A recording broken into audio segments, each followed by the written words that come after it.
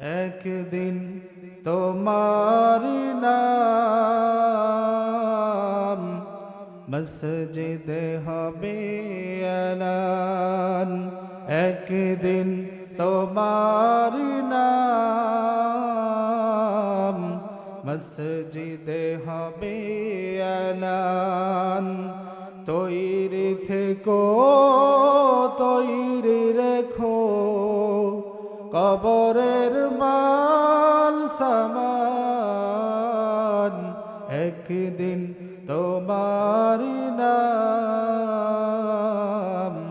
মসজিদে হবে এলান। একদিন তোমার নাম মসজিদে হবে এলান। দুহাত উঁচু করে বলেন ঠিক কিনা? দুহাত উঁচু করে বলেন ঠিক কিনা? যারা মৃত্যুবরণ করবেন, যাদের নাম মসজিদের মাইকে এলান হবে, তারাই হাত তুলেন, আল্লাহকে দেখান। আল্লাহ বলেন, আমার সাথে বলেন, আল্লাহ একদিন মসজিদে নাম এলান হবে, দুনিয়া থেকে একদিন বিদায় নিব। আয় আল্লাহ, মৃত্যুর আগে কোরআন অনুযায়ী, হাদিস অনুযায়ী ঈমানের সহিত যেন দুনিয়াতে চলতে পারি, ঈমান নিয়ে যেন আমরা মৃত্যুবরণ করতে পারি। আল্লাহ পাক আমাদের সকলকেই কবুল করে নেন, বলি আল্লাহুম্মা আমিন। কোরআন আল্লাহর বাণী, আমরা সবাই জানি, কেউ মানি কেউ বানাহি বা মানি। আল্লাহ বলেন, যদি কেউ মানে আমার এই কোরআন খানি, সমাজে থাকবে না তার কোনো গানি। আমি আল্লাহ রাব্বুল আলামিন দূর করে দিব তার জীবনের সকল পেরেশানি। শুধু তাই না, কোরআনের শাফাতে বান্দার জন্য জাহান্নামের আগুনকে করে দিব একেবারে পানি। যেরকম সুবহানাল্লাহ। আমার ভাইরা গভীর মনোযোগ লাগান। আল্লাহ রাব্বুল আলামিন আজ থেকে বহু বছর আগে মানব জাতির হেদায়েতের জন্য আল্লাহ রাব্বুল আলামিন নাজিল করলেন কোরআন নামক পণ্য। আল্লাহ বলেন, যদি কেউ মানে ইমানদার হিসেবে হবে গণ্য। কোরআনের শাফাতে বান্দাকে জান্নাত দিয়ে করে দিব ধন্য। যেরকম সুবহানাল্লাহ। সম্মানিত উপস্থিতি, যে কোরআন শুনলে আল্লাহ রাব্বুল আলামিন জাহান্নামের আগুনকে পানি করবেন, যে কোরআন শুনলে আল্লাহ পাক জীবনের পেরেশানি দূর করবেন, যে কোরআন শুনলে আল্লাহ পাক কিয়ামতের ময়দানে কোরআনের শাফাতে জান্নাত দিবেন, বলেন তো আমার ভাইরা, এই কোরআন শোনা জানা মানা দরকার আছে না নাই? জবান খুলে বলেন, আছে না নাই? আল্লাহ রাব্বুল আলামিন বলেন, বান্দা, বাংলাতে একটা প্রবাদ বাক্য আছে, বাঙালি বিনা লাভে তুলা বহন করে না, আবার মাংনা পেলে আল কাতরাও সারে না। তোমরা বসে বসে কোরআন শুনবা, কনকনা শীতের মধ্যে বান্দা তোমরা কোরআন শুনবা, এমনি এমনি শুনবা না। কোরআন শুনলে লাভ আছে। অল্প সময়ে কোরআন শুনলে লাভ কি একটু বলে দিই। আল্লাহ রাব্বুল আলামিন বলেন, ওয়া ইযা কুরিয়াল কুরআনু ফাসতামিউ লাহু ওয়া আনসিতু লাআল্লাকুম তুরহামুন। আল্লাহ রাব্বুল আলামিন বলেন, বান্দা তোমরা যেখানে দেখবা কোরআন থেকে কথা বলা হয়, কোরআনের আলোচনা করা হয়, আর দেরি না করে বান্দা সেখানে তোমরা বসে যাও, চুপচাপ বসে যাও, কোরআন শুনতে থাকো। যতক্ষণ আল্লাহর বান্দা এবং বান্দি তোমরা কোরআন শুনবা, আমি আল্লাহ পাকের পক্ষ থেকে তোমাদের উপরে নাযালাত আলাইহিমুস সাকিনা, আল্লাহ পাকের পক্ষ থেকে বৃষ্টির মতো রহমত নাজিল হতে থাকবে। যেরকম সুবহানাল্লাহ। তাহলে কোরআন শুনলে লাভ না লস? জোর বলেন, লাভ না লস? আল্লাহ পাক এখানে কোরআন শোনার আদব বলে দিয়েছেন, তোমরা চুপচাপ বসে যাও, হট্টগোল করো না, হইচই করো না, আল্লাহর কালাম শুনতেই থাকো। তাহলে তোমাদের উপরে আল্লাহ পাকের পক্ষ থেকে রহমত নাজিল হতে থাকবে। যেরকম ঠিক কিনা? কথা বলেন ঠিক কিনা?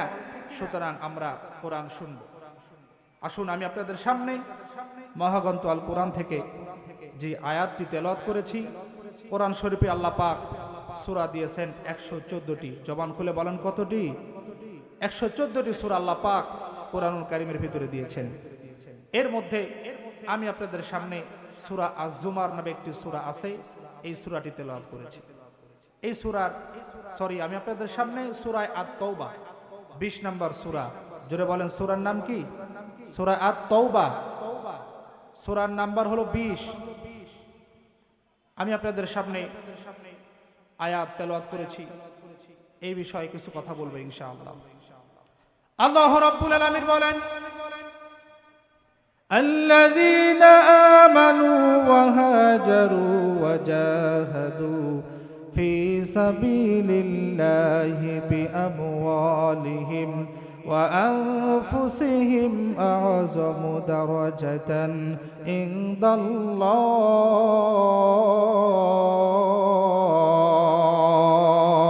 জোরে বলি আল্লাহু আকবার আরো জোরে বলি আল্লাহু আকবার নাস্তিকতা নিপাত যাক দিন ইসলাম জিন্দাবাদ নাস্তিকতা নিপাত যাক দিন ইসলাম জিন্দাবাদ কোটি প্রাণে একই আওয়াজ খোদাদ্রোহী সার পাবে না এই বাংলায় ঠাঁই হবে না মুসলমানরা জেগেছে আজ জোর কদমে সামনে চলো বজ্রকণ্ঠে আওয়াজ তুলো সবাই মিলে একই তালে দাও না স্লোগান নারায়ে তাকবীর নারায়ে তাকবীর ইসলামেরই জন্য দেশের হয়েছে জন্ম ইসলামের বিরুদ্ধে গেলে দেশ হবে ভিন্ন ঠিক কিনা কোন ইসলামেরই জন্য দেশের হয়েছে জন্ম ইসলামের বিরুদ্ধে গেলে দেশ হবে ভিন্ন ইসলামের বিরুদ্ধে যারা নিয়েছে অবস্থান এই বাংলায় ঠাঁই হবে না যাও হিন্দুস্তান ঠিক কিনা জোর কদমে সামনে চলো বজ্রকণ্ঠে আওয়াজ তুলো সবাই মিলে